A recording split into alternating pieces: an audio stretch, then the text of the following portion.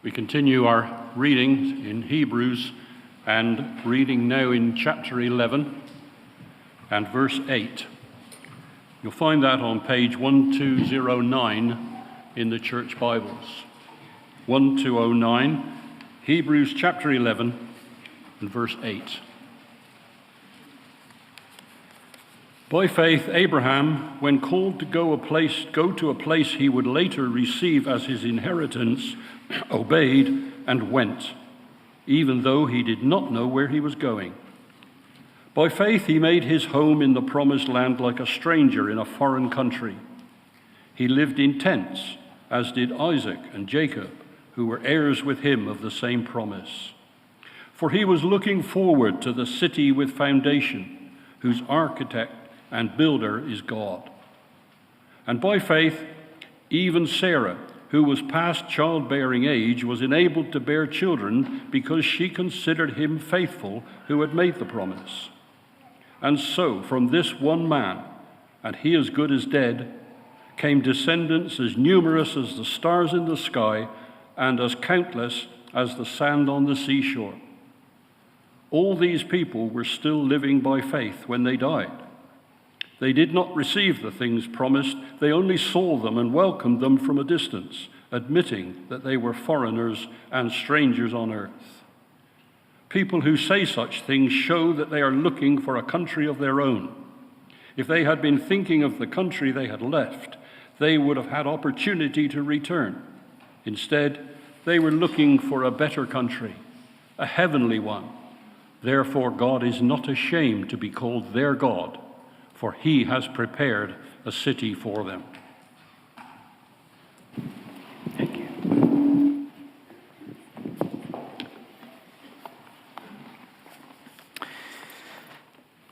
Thank you very much, Peter, for that reading. It would be great if you could keep the Bible open in front of you as we're going to explore those verses together for a few minutes. My name is John Risberger, one of the ministers here. And it's a real joy to be part of this dedication service. It's been great to see Tim and Helen settle into a bar over recent years. And Jeff and Jenny, I go back further with. In fact, I took their wedding 10 years ago this summer, I think, and it's been very exciting to see how God has worked in their lives over that decade. Around about the same time, actually, that Jeff and Jenny got married, there was an academic in the States, a biologist called Wayne Rossiter, who experienced a fairly profound life crisis. Here's a picture of him there. He described himself at the time as a staunch, cantankerous atheist. This is how he said it, okay, not anybody else. Antagonistic to religion and belief in God. That was Wayne Rossiter. And it was a particular evening where he was celebrating another success in his academic career. Things were going really well, and he and his wife had a special evening to celebrate. But at the end of the evening, when he should have been feeling so kind of full of how good life was, Wayne Rossiter's mind was churning, and he couldn't switch it off. See, he was quite sure that God didn't exist. But for all his undoubted success, he just couldn't find a way for life to make sense without this God who he was so sure didn't exist. There were two particular problems that were doing his head in: morality and meaning. First, as an atheist, he asked, on what rational grounds could I care about the state of the planet or even my family after I'm gone? And what did I even mean by good or bad? I couldn't argue that any objective morality existed apart from our subjective experiences. Once you take away the moral benchmark of the universe, what do you do with good and bad, right and wrong? The problem of morality. But then there was also the problem of meaning. If there is no bigger picture, if there is no reality bigger than material reality, just stuff, then, as he said, we really were just wet computers responding to external stimuli in mechanical and unconscious ways. No soul, no consciousness, just machines. I was completely and utterly devastated. Morality and meaning, among the things which make life hang together and feel worthwhile, but they didn't hang together for him because he was so sure that God didn't exist. But in that moment of crisis, it was as if he could feel all the confidence of his atheism just draining away through his fingers. It was, he realized, and as he said himself, intellectually bankrupt. And after a period of serious investigation, Wayne Rossiter became a Christian and put his trust in Jesus. Seeing life in a bigger picture. That's what we're thinking about this morning. And according to the part of the Bible that we've been reading and that we're studying over the summer, that is what faith is about. It's seeing a bigger picture for our lives. The first verse of our chapter, faith is confidence in what we hope for and assurance about what we do not see.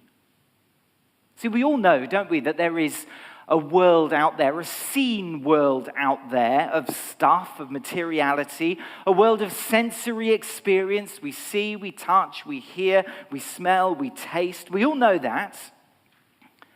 But faith says that there is also a bigger picture, an unseen world with God at its heart, within which that seen world of sensory experience exists and finds its true meaning and significance. And though, of course, aggressive secularists in our generation love to mock the possibility of anything unseen, nonetheless, it's still true that many thoughtful people through history and still today, people like Wayne Rossiter, have concluded that it is only when we see life in that bigger picture that the things that make life really worth living, meaning, morality, love, significance, the deep mystery of our humanness, all those things only make sense when we see it in the light of a bigger picture. We've dedicated Ollie and William this morning. We've celebrated their entrance into the seen world. But none of us think that we just dedicated biochemical machines this morning, do we? We believe we're handling precious human life, significant human life, life which cries out for that bigger picture, to give it the true significance that instinctively we all know is there. So can we dare to believe in an unseen world? Can we dare to believe God? Because it seems it would be great if we could. Life would somehow hang together better that way. Can we dare to believe God? And if we do, how does life change? What does it really look like? Well, to answer that question, enter Abraham, one of history's most iconic examples of faith. Have a look at verse 8 of our passage. By faith, Abraham, when called to go to a place he would later receive as his inheritance, obeyed and went, even though he did not know where he was going. First of all, Abraham exemplified faith to leave. Faith to leave. So Abraham, just to pick up the story, he lived in one of the great ancient civilizations of the world, the Babylonian civilization, in a city called Ur of the Chaldeans. But just 12 chapters into the Bible, in Genesis chapter 12, God spoke to Abraham with these words. He said, "Go from your country, your people, and your father's household to the land I will show you." In other words, God is saying to Abraham, look, leave everything familiar, leave your home, your security, your community, your inheritance, the whole future that you dreamt for yourself, and go to an unknown place that I will show you, but that at the moment is unknown to you. You haven't seen it. What a command, eh? I wonder, what would you have done? What would I have done? Sometimes people speak as though those who have faith are rather kind of dull, over-conservative, risk-averse type of people, afraid of change, rooted to the past. But this is so different, isn't it? This is so free, so out there. apparently so risky. Go, leave everything. Have faith to leave. Trust me, Abraham. And God wasn't just playing games with him. No, God was asking him to leave because God had a plan for his life. He wanted to bless him and to turn his family into a great nation. And through that nation, the nation of Israel, to bless all the nations of the world. A massive plan that would change the whole course of history. You can read about it in Genesis 12, 2 and 3. And to fulfill that plan, God says to Abraham, I want you to leave everything you know and go to a land that is unseen to you, unknown. And here's the thing, Abraham dared to believe God. He dared to believe that reality was not limited to the seen world that he inhabited at the time, but that there was indeed a bigger picture, a bigger purpose, a bigger plan for his life that he didn't fully see, but that belonged to God, and he trusted him. And for that bigger picture, Abraham was willing to risk everything. He left. He went. And because he left, the whole course of history changed. Exactly how Abraham knew that it was God who had spoken to him, we don't know. Not for certain anyway. But it seems there was no doubt in his mind at all. He had heard the voice of God. But you know, in many ways, you say, I wish I could hear the voice of God. But in many ways, it's kind of easier for us. Let me explain why. See, the very opening words of the book of Hebrews that this chapter is a part of remind us that God has spoken to us by his Son, Jesus of Nazareth, a physical, tangible person who lived a real life and who left his footprints in the sand of human history. In other words, we have evidence that God has spoken, some of it quite astounding evidence, giving us confidence that Jesus really did say what we believe he said, and that he really was who he claimed to be. God has spoken, and we can have confidence in what he has said. And like God's word to Abraham, his word in Jesus Christ to us is a call to leave. Not probably to leave the city we're based in, sometimes that, but not always. But rather to leave a life oriented to the seen world only, the world of stuff and sensory experience, and to begin to live life in God's bigger picture, to live life in relationship with him, to live a life where he's been pushed aside and to embrace a life where he is the center. Faith to leave. And this is what Jesus came to make possible. He died on the cross to take the punishment we deserved for constantly pushing God away, pushing him to the margins, ignoring him. But Jesus took responsibility for that so that we could be completely forgiven and brought back into that life-giving relationship with him. And so he invites you, he invites me, he invites us to trust him, to have faith to leave that life without him and to begin a new life in relationship with him. A life of peace and love and forgiveness, yes. But also a life of adventure, risk and sacrifice as we join in his world-changing mission. So friend, let me ask you this morning, God is speaking to you in Jesus Christ. He is calling you to leave one life and begin another. Will you dare to believe God and risk everything and listen? Maybe you're not quite ready to do that, but you're convinced enough you need to start looking into it. Well, sign up to our Alpha course coming in just a few weeks' time where you can ask all your questions and see if it really makes sense. But don't just push it aside. That would be the path of cowardice, wouldn't it?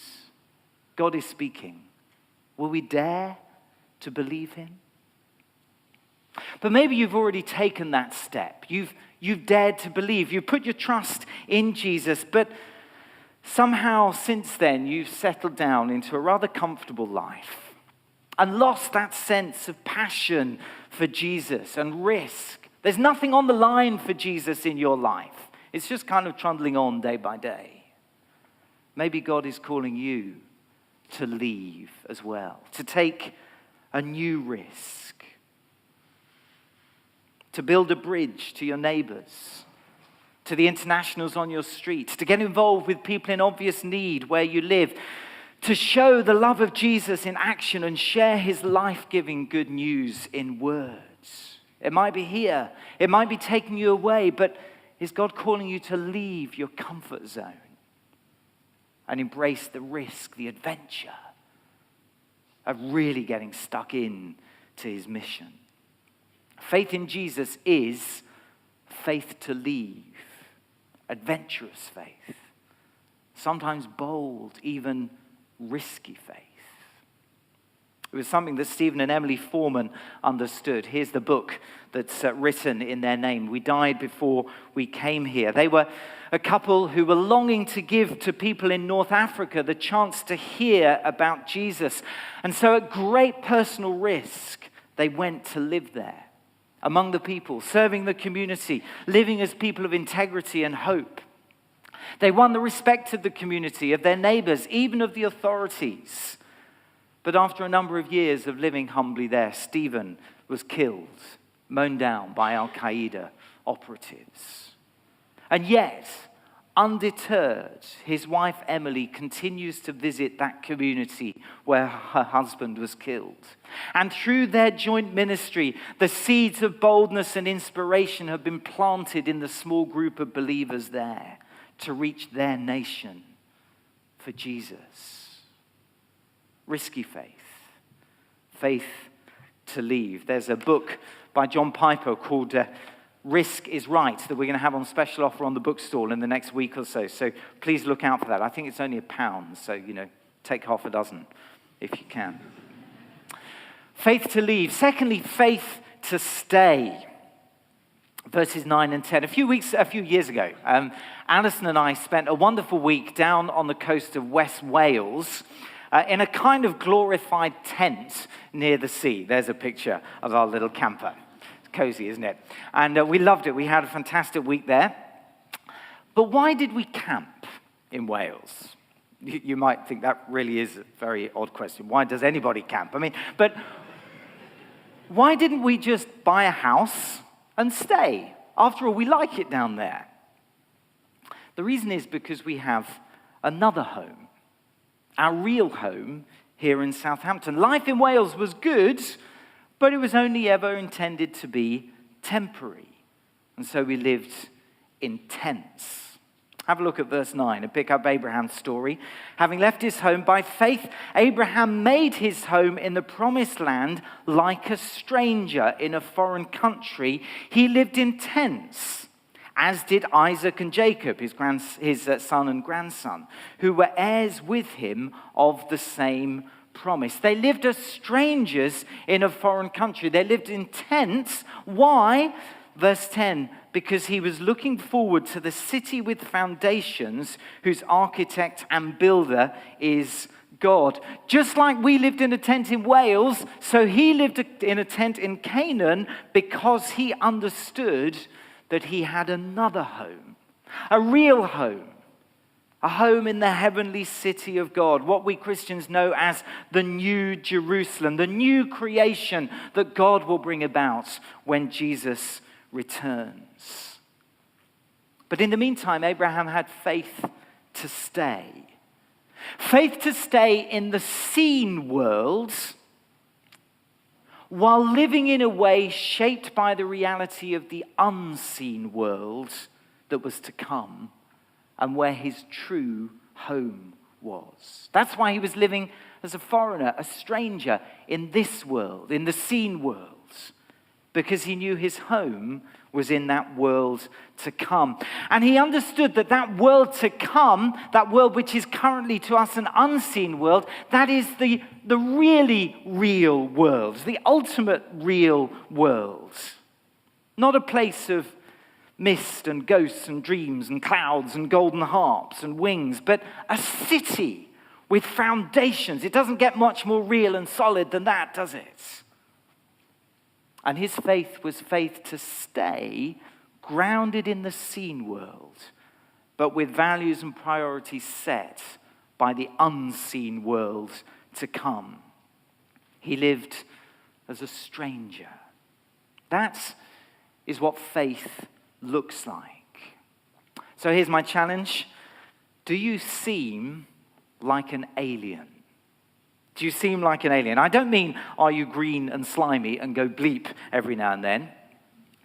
I mean, do you have Abraham's faith? Faith to stay living as a temporary resident in the seen world of today because you've invested your hope in the unseen world that's to come. Exercising the faith to stay, to live that way, can actually be just as challenging as taking the big risk to leave in the first place. Because this is about consistency, integrity, sometimes going against the flow. It's about being willing to be different. It's about making a difference in a world that will sometimes resist it. It isn't about retreating from society into a little bubble.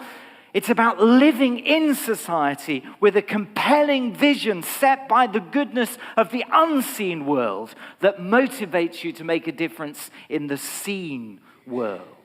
I'm thinking of my friend Keith, who's here this morning, who's a professor of social work and often in government departments and addressing ministers, but goes into them asking, what would Jesus say here today? Living in this world with values set by another world. I'm thinking of another friend who's a businessman, Sanjay, who we prayed for earlier, who works in property, has his own business, and yet loves to spend whatever time he can reaching the broken in our city, feeding the hungry, lifting those who are bowed down. Living in this world, but with values and visions set by the world to come. Faith to leave and faith to stay. And finally, faith to trust God's promises. Faith to trust God's promises. And this is what makes the risk worthwhile. See, if God does keep his promises, and I believe he does, then, to quote John Lennon, everything will be okay in the end. And if it's not okay, it's not the end. There's all to play for still. Let's come back to Abraham's story. And like so many other stories, this moment in the Bible turns on the grief of a couple who longed for children and didn't have them, a grief known to some of us here. That's what it was for Abraham and Sarah in Genesis chapter 15. You don't need to turn to it. I'll put the references on the screen. God had just made Abraham a great promise of protection and provision. But Abraham's heart is aching and empty. He says these words, "Sovereign Lord, what can you give me since I remain childless? And the one who will inherit my estate is Eliezer of Damascus." And Abraham said, "You have given me no children, so a servant in my household will be my heir." Can't you feel the agony of his question? And let me say, if you've sometimes found yourself asking God hard questions, you can be encouraged by this verse. Abraham, the world's greatest example, perhaps, of faith, he asked hard questions of God too. It's okay to ask God questions. In a funny way, it's affirming that you know he's there to listen. Real faith is sometimes troubled faith, perplexed faith. Abraham asked the question. How does God respond? Verses 4 and 5. The word of the Lord came to him. "This man, the servant in your household, will not be your heir, but a son who is your own flesh and blood will be your heir." He took him outside and said, "Look up at the sky and count the stars, if indeed you can count them." And then he said, "So shall your offspring be." Wow. What a promise to a childless man with an aching heart. Now, every time that he dared at night to lift the corner up from his tent and put his eye outside and peek up at a star-studded night sky, every time he would remember that promise. As numerous in the stars in the sky, so will your offspring be. But was it a believable promise? See, in the hard light of day, surely not. I mean, Abraham was too old and Sarah couldn't have children. This was impossible. And yet, what was his response? Abraham believed God, and it was credited to him as righteousness. Yes, this promise may have been impossible to be fulfilled, humanly speaking, but it wasn't unbelievable because God had promised it. Back in our passage this morning, verse 11, by faith, even Sarah, who was past childbearing age, was enabled to bear children because she considered him faithful who had made the promise. For Abraham and for Sarah, faith meant that neither his past experience nor his present circumstances had the final power to determine his future. Only God did, and God had promised. And Abraham dared to believe that promise. But just notice a bit more closely what the text actually says. Abraham believed God, and he credited it to him as righteousness, as being in a right place with God. You know, it's one of those key verses in the Bible, and it's a verse that just bursts with hope for flawed and broken people like me and perhaps like you. Because let's be honest, simply trying to make ourselves better people is never going to get us into a right place with God. It's just not going to happen. Certainly it's not going to happen for me. I am far too flawed and God is far too perfect. It's just a pipe dream. It's no way forward at all. But this text tells us there's a different way. The key is not to use all our powers to make ourselves better people, hoping that one day maybe we'll measure up. No, the key rather is to trust God to fulfill his promises. His promises to forgive us our mistakes, to help us in our weakness, and to give us a future with him. Trust what God has promised.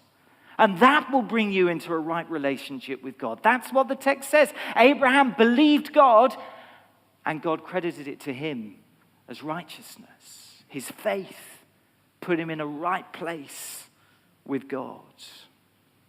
And though Abraham didn't live to see the full fulfillment of the promise, look what came from this moment, this great moment of promise and faith. Verse 12, so from this one man, and he as good as dead, came descendants as numerous as the stars in the sky and as countless as the sand on the seashore. A vast global community of God's people, Jew and Gentile alike, who put their trust in the promises of God. That's what came from this moment. That's why history changed, because Abraham left and Abraham stayed and Abraham pursued the mission of God. Faith to leave, faith to stay, faith to trust the promises of God. Of course, it would be cruel to apply this passage in a way that suggested that God will always give us the child that we longed for, the relationship that we're hoping for, the job we're seeking, if only we have faith. That's not the way to apply this passage, and it's cruel to do so. Oh, it is true that God cares deeply about our struggles. It is true that sometimes God surprises us with the wonderful ways that he answers our heart cry. He loves to give good gifts to his children, yes. But if we're honest, we don't have all the answers. And sometimes to have faith means trusting God when we don't understand him. Sometimes it does. Nonetheless, he has promised that if we turn from the wrong stuff in our lives and trust ourselves to Jesus, he will completely forgive us. He has promised that having forgiven us, he will adopt us as his very own children and embrace us with the greatest love in the universe. He has promised that he will build his church from every nation on the planet. He has promised that Jesus will return and renew this broken world, and that if we are following him, we will have a home in that wonderful renewed creation where there will be no more suffering or crying or mourning or sorrow or pain. He has promised that. Do we dare to believe him. Because if we do, he will credit that faith as righteousness. It will bring us into a right place with God.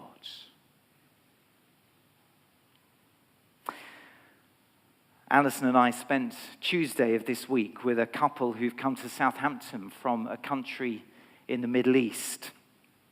Less than 18 months ago, their lives were in complete meltdown. The husband had been addicted to drugs for 15 years. The strain of it had turned their marriage into a nightmare. The wife was depressed and traumatized, and all attempts to break the habit had failed. But finally, my friend joins a Narcotics Anonymous group.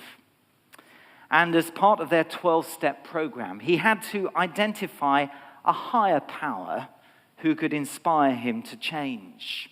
He looked around the world that he knew, and he could find no such higher power who would inspire change in his religious background.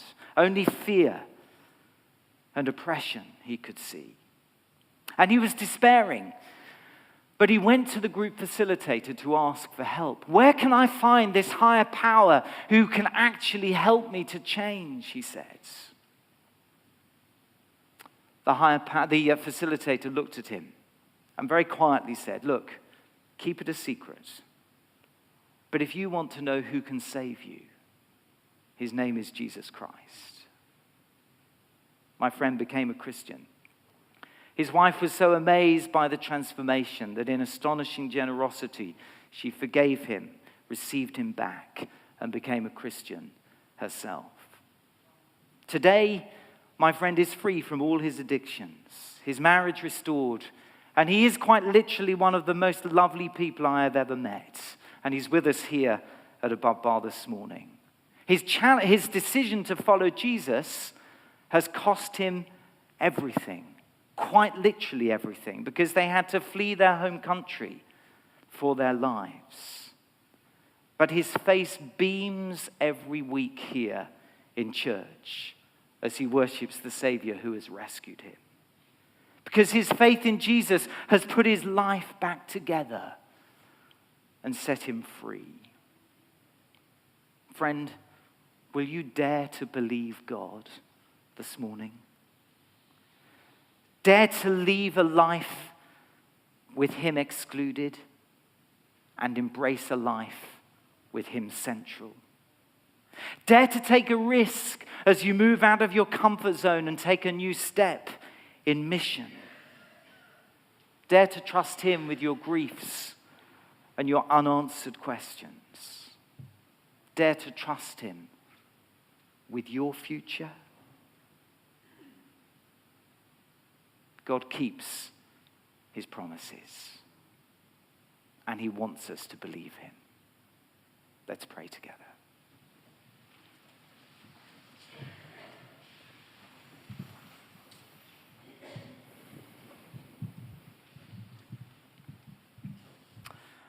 And in the quietness, I want you to answer that question for yourself. Will you dare to believe God this morning? God who has spoken to us in Jesus, calling us to trust him, to leave behind our life without him, to find forgiveness and new life with him. Will you dare to believe him, perhaps for the first time? What is your answer?